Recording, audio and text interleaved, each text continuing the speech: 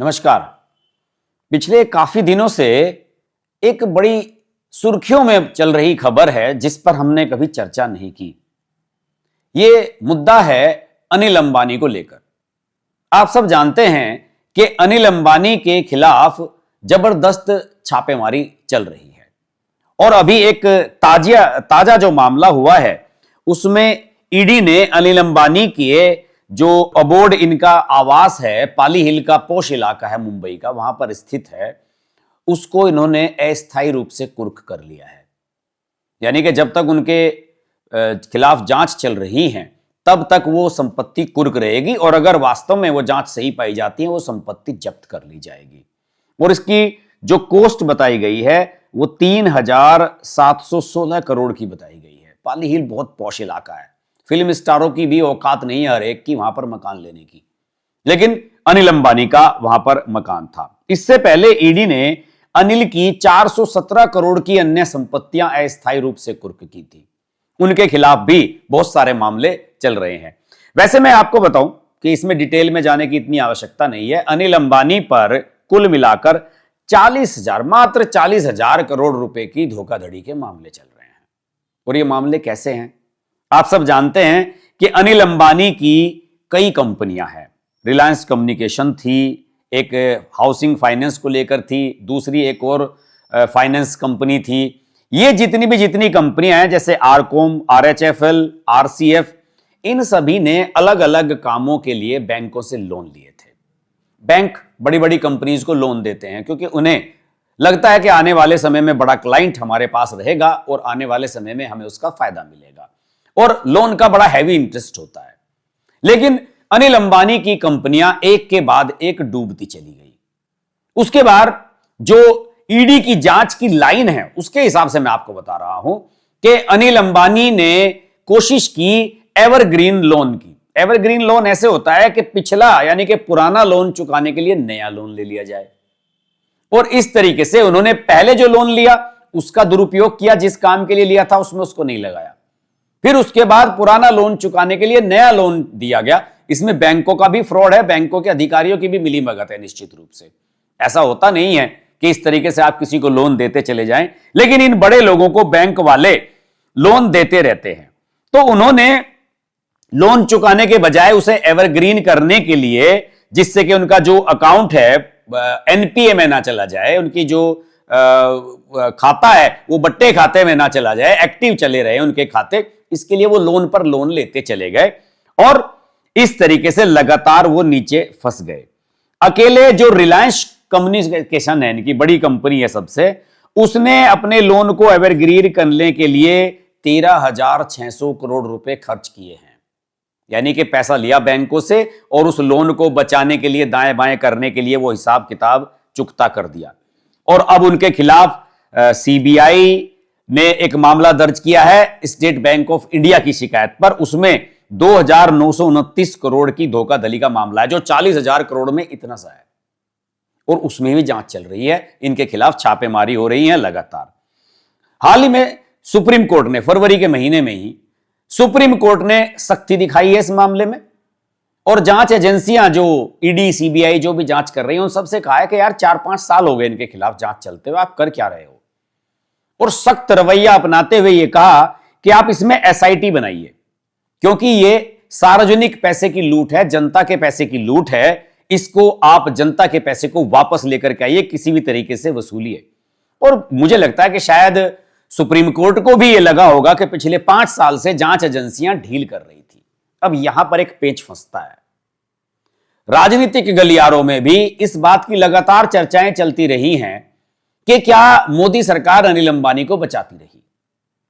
राहुल गांधी ने हमेशा यह आरोप लगाए हैं कि अनिल अंबानी को फायदा पहुंचाने की कोशिश मोदी सरकार 2015 से 14 से ही कर रही है, क्योंकि अनिल अंबानी नरेंद्र मोदी सरकार के सबसे करीबी बिजनेसमैन में थे उस समय जब मोदी पहली बार प्राइम मिनिस्टर बने थे। अडानी और अनिल अंबानी। मुकेश अंबानी उस समय कहीं पिक्चर में नहीं थे। मुकेश अंबानी अभी पिछले 3-4 सालों में ही सरकार के करीबी आए, क्योंकि सरकार को लगा कि ये सही तरीके से काम करने वाला बिजनेसमैन है और अनिल अंबानी एक प्रकार की लायबिलिटी बन गए थे, उनके सारे बिजनेस गड्ढे में जा रहे थे।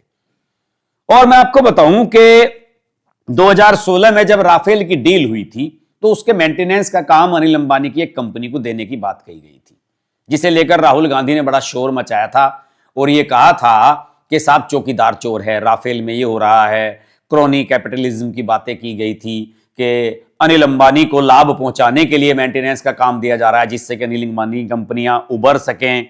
लेकिन धीरे धीरे मुझे ऐसा लग रहा है कि शायद मोदी सरकार ने भी रियलाइज किया कि एक डिफॉल्टर और एक फ्रॉड व्यक्ति को आप इस तरीके से अगर सपोर्ट करेंगे तो छींटे आपके दामन पर भी आएंगे। और उसी के बाद पिछले 2-3 साल में अनिल अंबानी के खिलाफ जांच एजेंसियां सक्रिय हुई हैं और सख्त एक्शन हुए हैं।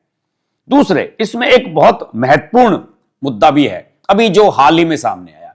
एप्स्टीन फाइल्स का नाम आपने सुना होगा। जेफरी एप्स्टीन की जो कुख्यात आदमी है और गंदा आदमी है, उसके जो खुलासे हुए हैं और जिस प्रकार से बिल गेट्स भी फंसे हैं, बहुत सारे लोगों पर उस पर आरोप लगे हैं। हरदीप सिंह पुरी पर आरोप लगा रहे हैं कि साहब आपकी उससे करीबी थी, बहुत सारे लोगों से वो मिलता था। और इस प्रकार के लोग सभी इस प्रकार के डिफॉल्टर लोगों से जरूर मिलते हैं। उसमें भी अभी ये एक खुलासा आया सामने उस एप्स्टीन फाइल में कि 2017 में अनिल अंबानी ने डोनाल्ड ट्रंप प्रशासन के जो टॉप लेवल के अधिकारी और नेता थे वहां के, डोनाल्ड ट्रंप के, उन सब से कॉन्ट्रैक्ट करने की कोशिश की थी कि साहब मुझे डोनाल्ड ट्रंप से मिलवाओ। उस समय मोदी जी की यात्रा होने वाली थी प्रधानमंत्री के तौर पर अमेरिका की, और उनका यह दावा था, खबरों में कहा गया है, जो मैंने खबरें पढ़ी हैं, कि अनिल अंबानी ने डोनाल्ड ट्रंप प्रशासन से यह कहा कि मुझे प्रधानमंत्री की यात्रा की तैयारियों के सिलसिले में निर्देश मिले हैं दिल्ली से कि आप वहां पर जाकर तैयारी करवाइए, और इसलिए मुझे डोनाल्ड ट्रंप और उनके टॉप लेवल के लोगों से मिलना है। और वो उन्होंने संपर्क कैसे किया? एप्स्टीन के माध्यम से। हालांकि भारत का जो विदेश मंत्रालय है उसने इसका खंडन किया। उसने कहा कि आप एक अपराधी की बातों पर भरोसा ना करें, अपराधी मतलब जेफरी एप्स्टीन, कि आप उसकी बातों पर भरोसा ना करें। अपराधी की बकवास को उन्होंने पूरी तरीके से खारिज कर दिया। हालांकि यह भी संभव है कि जब नरेंद्र मोदी सरकार को यह लगा हो कि अनिल अंबानी हमारी सरकार का नाम लेकर विदेशों में कुछ अतिरिक्त लाभ लेने की कोशिश कर रहे हैं, वो भी सही बात नहीं है कि आप गलत लोगों से मिलें और सरकार को बदनाम करने की कोशिश करें, या फिर सरकार का नाम लेकर अपने संबंध विदेशों में सुधारने की या बढ़ाने की कोशिश करें। यह भी सरकार को नागवार गुजरा होगा। एक और बहुत दिलचस्प कहानी आई थी दोस्तों, वो पिछले साल आई थी, और वो सबसे ज्यादा मजेदार और फनी है। जरा सुनिएगा उसको। मैं ये दावा नहीं कर रहा हूं कि यह कहानी सच है, लेकिन ये कहानी चली थी और मीडिया में चली भी थी। बहुत सारे लोगों ने इसमें नाम लेने से गुरेज किया था, लेकिन मैं आज आपको बता रहा हूं कि अनिल अंबानी का नाम उसमें प्रमुख रूप से आया था। और यह आज भी एक गॉसिप की तरह दिल्ली के मीडिया में, व्हाट्सएप ग्रुप्स में हमेशा चलती रहती है। आपको याद होगा कि पिछले साल जुलाई में इस्तीफा दिया था उपराष्ट्रपति जगदीप धनखड़ ने। अचानक इस्तीफा हुआ था मानसून सत्र के पहले ही दिन, और उस समय बहुत सारी कहानियां कुक की गई थी। और सबसे दिलचस्प कहानी यह आई थी कि जगदीप धनखड़ जो है वो मोदी के खिलाफ षड्यंत्र कर रहे थे। कुछ विपक्ष के नेताओं से वो मिले थे। अरविंद केजरीवाल उनसे मिलने के लिए आए थे उनके घर पर। इसके अलावा जो प्रस्ताव लेकर के आए थे जस्टिस यशवंत वर्मा के खिलाफ विपक्ष के लोग, उसको उन्होंने स्वीकार कर लिया था, जबकि सरकार खुद उसके खिलाफ प्रस्ताव लेकर के आई थी। तो उस बात से भी सरकार को नाराजगी थी। और उस समय एक खबर यह आई थी कि जगदीप धनखड़ मोदी सरकार के खिलाफ कोई षड्यंत्र रच रहे थे, और उस षड्यंत्र में अनिल अंबानी को एक, क्या कहना चाहिए, कि सुपारी दी गई थी कि भाई आप इसमें चंद्रबाबू नायडू से कांटेक्ट करो। चंद्रबाबू नायडू को हमेशा किंग मेकर माना जाता रहा है। अटल बिहारी वाजपेयी की सरकार के समय जब वो एनडीए का पार्ट हुआ करते थे तो वो किंग मेकर की भूमिका में रहते थे, और जो बहुत सारे अन्य दल थे उनको एनडीए में शामिल कराने में उनकी बड़ी भूमिका रहती थी।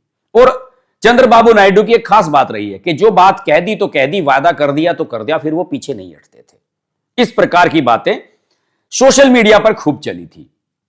और उसमें यह आया कि अनिल अंबानी से यह कहा गया कि आप जाइए और संपर्क कीजिए चंद्रबाबू नायडू से। अगर चंद्रबाबू नायडू अपना समर्थन वापस ले लेंगे तो मोदी सरकार गिर जाएगी। हालांकि उसमें नीतीश कुमार का भी सहयोग आवश्यक था, लेकिन यह खबरें चली कि साहब चंद्रबाबू नायडू को हायर करने की कोशिश की जा रही है कि सरकार गिराते हैं नरेंद्र मोदी की। चंद्रबाबू नायडू क्यों गिराए? नरेंद्र मोदी की वजह से तो चंद्रबाबू नायडू बहुत लंबे समय के बाद सत्ता में लौट करके आए और बड़ा अपमान उनका जगन मोहन रेड्डी ने किया था। उस अपमान का बदला लेने का उनके सामने अपॉर्चुनिटी थी। वो केंद्र सरकार में भी सहयोगी हैं, उनके कुछ लोग मंत्री भी बने हुए हैं केंद्र में। और चंद्रबाबू नायडू ने इस मामले में नरेंद्र मोदी के साथ वफादारी निभाई, उस खबर के मुताबिक जो खबर चली थी। और यह बताया जाता है कि जब जगदीप धनखड़, अनिल अंबानी, इन सब लोगों ने संपर्क किया चंद्रबाबू नायडू से, तो चंद्रबाबू नायडू ने यह सारा जो डेवलपमेंट है उसको अमित शाह की जानकारी में डाल दिया। और फिर अगर आप अमित शाह की जानकारी में डालते हैं तो फिर आपकी खैर नहीं। अमित शाह ने कान उमेटने शुरू किए और जुलाई में यह सब घटनाक्रम हुआ, धनखड़ का इस्तीफा और ये सारी कुक्ड खबरें सामने आई। और उसके तुरंत बाद अगस्त के महीने से ही ईडी के छापेमारी शुरू हो गई अनिल अंबानी की अलग अलग संस्थाओं पर। ताबड़तोड़ छापे चल रहे हैं और मोदी सरकार ने इसके माध्यम से यह भी संदेश देने की कोशिश की कि भाई ठीक है, आपसे हमारी दोस्ती थी, रही है, लेकिन अगर आपने भ्रष्टाचार किया है और आम आदमी का, टैक्स पेयर का, बैंकों का जो सार्वजनिक पैसा है वो आपने इस तरीके से हड़पा है तो फिर आपकी खैर नहीं। और उसके बाद से ये सारी की सारी गतिविधियां शुरू हो गई। एक और भी छोटी सी खबर आई थी उस समय, सारी खबरें आज आपको बता देता हूं। आपको ध्यान होगा कि जुलाई अगस्त 2024 में मोदी सरकार बनने के 2-3 महीने के बाद बांग्लादेश में एक बगावत हुई। वहां पर शेख हसीना की सरकार को गिरा दिया गया। शेख हसीना को देश छोड़कर भागना पड़ा और वो भारत में शरण लेकर के रह रही है। 2 साल लगभग होने वाले हैं इस घटनाक्रम को। उस समय बाइडेन प्रशासन था वहां पर और सारा देश जानता है, सारी दुनिया जानती है, अमेरिका ने वो सरकार गिरवाई थी।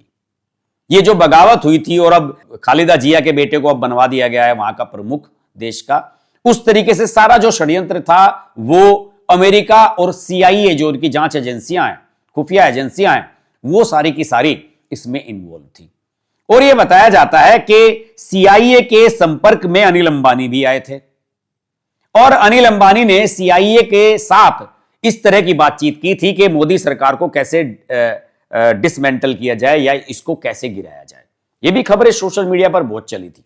तो मैं इन किसी भी खबर का प्रमाण आपको नहीं दे रहा हूं और ना ही मुझे कोई प्रमाणिकता इनकी मिली है। मैंने बहुत रिसर्च की, लेकिन जब मैंने इस बारे में रिसर्च की अपनी, तब ये सारी खबरें सामने आई और ये बात मोदी सरकार को भी पता लगी। हालांकि उसके बाद में डोनाल्ड ट्रंप राष्ट्रपति बन गए और डोनाल्ड ट्रंप ने मोदी के खिलाफ इस प्रकार का कोई अभियान नहीं चलाया। हालांकि दोनों के बीच में पिछले 1-1.5 साल से बड़ी खटास भी रही है, लगभग पिछले 14 महीने से, और फिर भारत और अमेरिका का समझौता भी हुआ है। लेकिन उस दौरान भी ये खबरें आई कि सीआईए के टच में भी अनिल अंबानी आए थे।